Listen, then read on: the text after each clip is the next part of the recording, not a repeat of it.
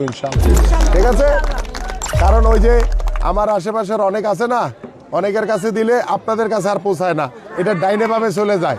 এই জন্য আমি দিব সরাসরি, আমি সরাসরি দিব।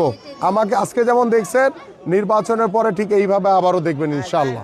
ঠিক আছে, এখন আপনাদের কাছে আমার একটা চাওয়া, সকাল সকাল সবাই ঘুম থেকে উঠে নাস্তা খাওয়ার আগে গিয়ে ধানের শীষে ভোটটা দিয়ে আসবেন, বাসায় এসে নাস্তা খাবেন। ঠিক আছে,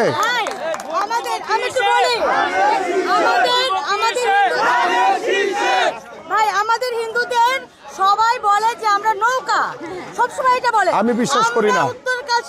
আমরা উত্তরকাশী প্রমাণ করব 100% ভোটার উপস্থিত থাকবে এবং ধানের শীষে ভোটটা দিবে ইনশাআল্লাহ। ইনশাআল্লাহ, ঠিক আছে, আমিও আপনাদের সাথে আছি। ঠিক আছে,